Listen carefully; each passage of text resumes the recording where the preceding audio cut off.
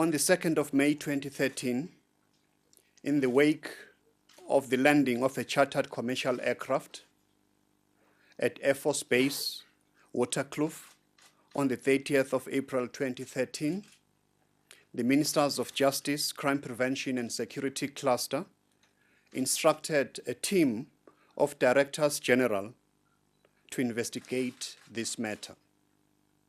On the 3rd of May, during a JCPS briefing, we indicated the deadline of the 14th of May 2013, 7 working days. The investigating team was provided with the following terms of reference.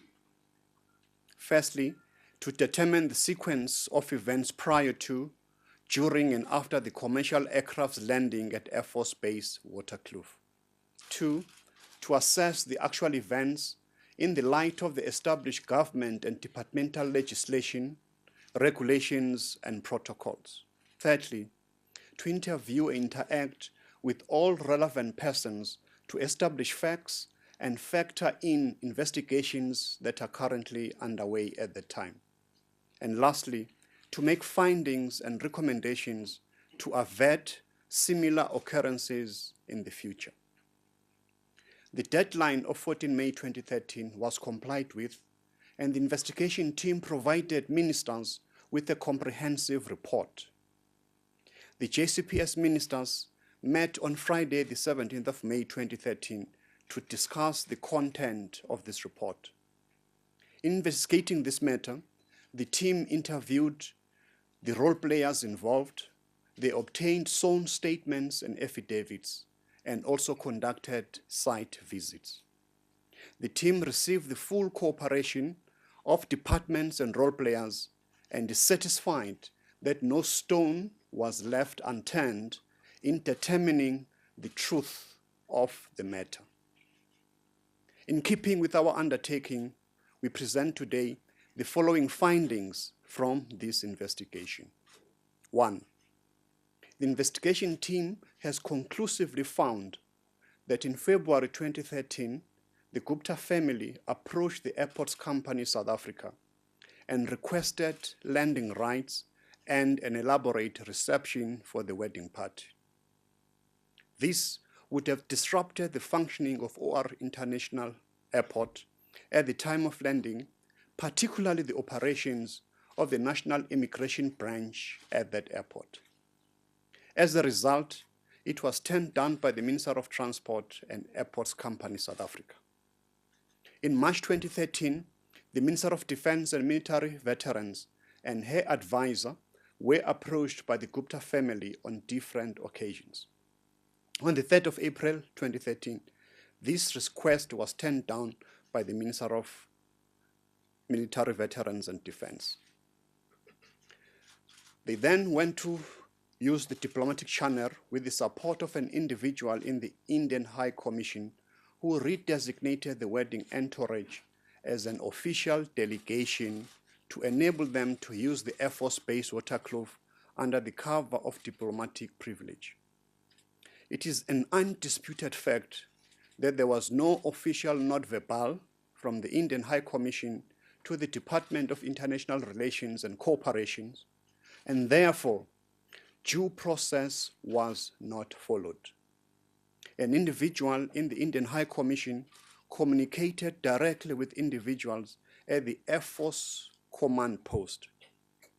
The collusion of officials resulted in the irregular approval of the flight clearance. Members of the executive were not required to issue any instructions, did not issue any instructions, and did not create the impression that they ought to have issued any instruction. The aircraft in question was cleared for landing by the Air Force Command Post, and the correct clearance procedures were then followed. But based on false information and abuse of privileges, the combination of which resulted in the manipulation of the process by various persons who shared a common purpose and acted in concert. They include the Chief of State Protocol, Ambassador V.P. Kolwane, who acted in the absence of a note verbal from the Indian High Commission in contravention of existing diplomatic protocols. An officer commanding movement control at Air Force Base Waterkloof, Lieutenant Colonel C. Anderson. The process of disciplinary hearings will continue to be pursued to determine the guilt or otherwise of these individuals. The Air Force Base Waterkloof has 7 functions: the conduct of operations, the hosting of training flights, receiving VVIP and VIP flights, receiving foreign heads of state and envoys and dignitaries, receiving registered military aircraft, serving as a diversion airfield for commercial aircraft, and conducting air shows. As a result of the nature of these functions, the Air Force Base Waterkloof handles both civilian and military aircrafts. This notwithstanding, the landing of the chartered commercial aircraft, Flight JAI 9900, was a direct result of manipulation of processes. The Air Force Base Waterkloof is a strategic military base and resorts under Defense Act. The Air Force Base Waterkloof is not a national key point and is not governed by the National Key Points Act, which is managed by the South African Police Services. This being a strategic military base, which also serves as an entry point into South Africa, it has even more stringent security measures. The landing of JAI 9900, following the exercise of undue influence, had the potential to compromise the credibility of the government of the Republic of South Africa and could have caused severe reputational damage to the state itself. The activities of some of the persons involved were driven by the undesirable practice of the exercise of undue influence and abuse of high office. It posed a threat to the culture of professionalism that ought to characterize a caring and professional public service that is rooted in the Bantu Pile principle. It undermines the quest to build a capable state and the requirement that it be served by professional public servants with the foresight to understand the implications of their conduct for the reputation of the state. While Flight JAI 9900 was in South African airspace, all procedures, protocols, and instructions from air traffic control were complied with. The dramatized reports in the media, including social media, about the flight taking a tour over South African cities and disrupting air traffic are therefore unfounded. Following the application for the SAPS Northwest Province to exercise their responsibilities in terms of the Safety at Sports, Recreation, Entertainment Act, the SARIA, the police were obliged to prepare and implement a safety plan for the wedding. This is despite their earlier refusal to do so when they had adjudged it to be a private event. Had the National Joint Operations and Intelligence Structure been convened, the involvement of other departments would have provided an opportunity to avert this breach. The involvement of law enforcement agencies under the auspices and leadership of the South African Police Services in providing convoy protection services was authorized, but involved officers who were moonlighting contrary to regulations. The officials from the Metro Police who carried their firearms irregularly to protect the event are only authorized to bear their firearms within their respective metro jurisdiction. Their use in this instance was a violation of regulations. Some of them also drove vehicles that were fitted illegally with blue lights. In the interest of the safety of all road users and taking into account that 121 vehicles were deployed by the event organizer, it was necessary that law enforcement officers take charge of the convoy to Sun City. However, due to their lack of vigilance of the SAPS members deployed for escort duty, who did not identify the drivers as non-SAPS members. They placed reliance on those drivers.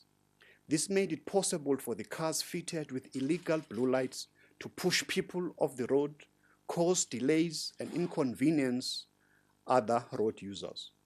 The public outcry that followed was therefore justified.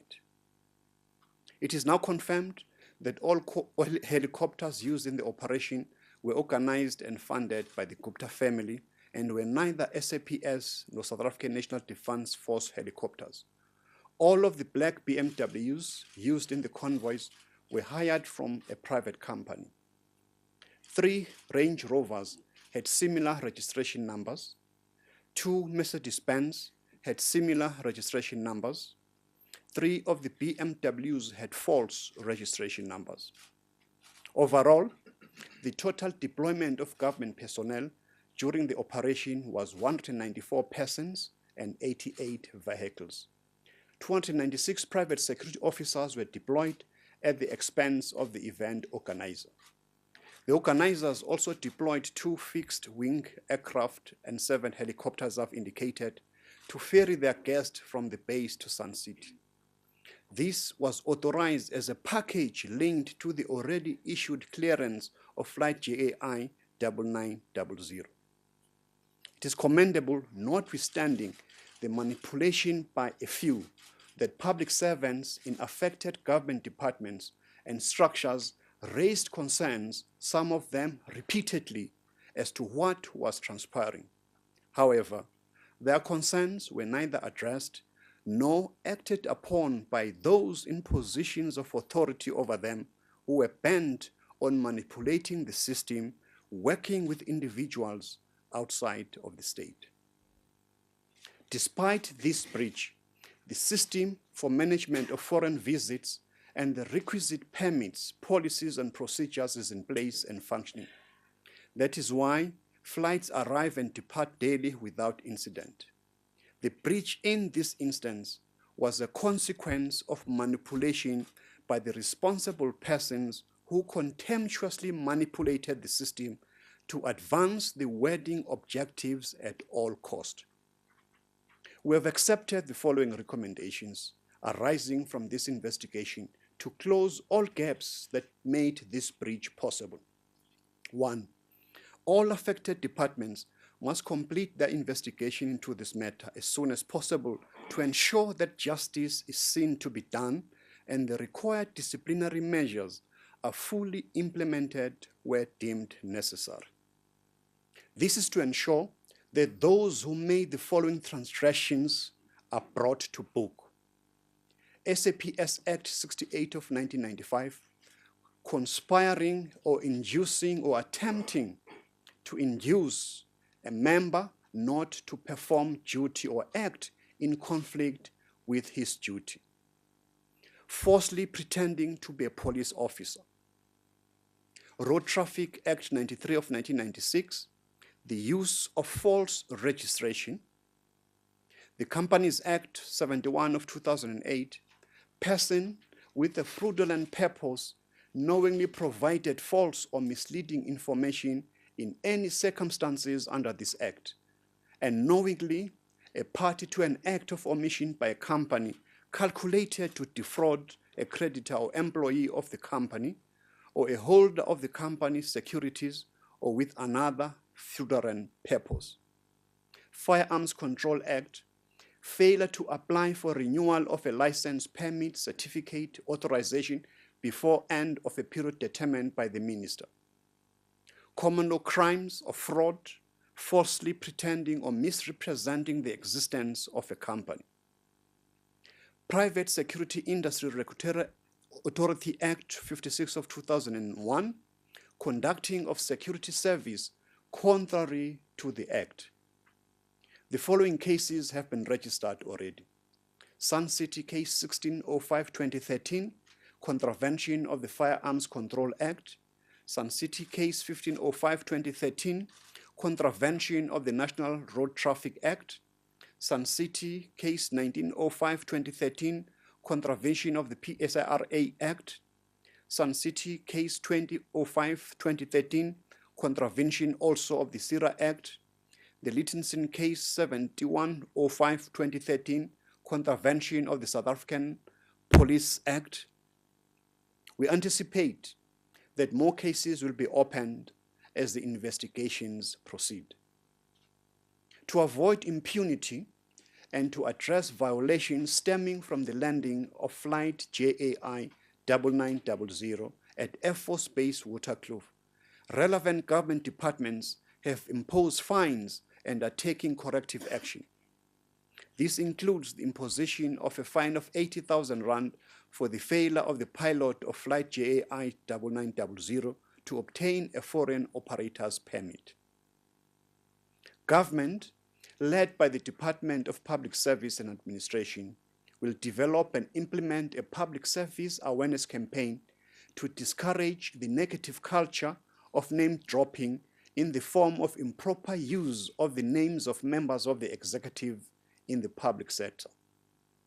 The definition of acts of misconduct should be amended across government to include name dropping as gross misconduct. Ministers are instructing their Directors General to urgently action the relevant recommendations. In conclusion, the landing of flight JAI 9900 at Air Force Base Waterkloof has brought to the fore serious issues that need immediate attention. These include the identified culture of undue influence, underpinned by poor ethical conduct and the lack of professionalism described in this report. We believe that the unified public voice which condemns this incident, together with decisive government action, serves as a useful basis for the development of a partnership between our people and their government in the fight to combat crime and corruption in our country. Notwithstanding the negative findings, the work of the investigating team has brought to light the many public servants who conscientiously and faithfully perform their duties and daily tasks, and whose work is a credit to our country that they serve. The report that has been given us will be released during the course of this week. I thank you. News that moves. eNCA.com.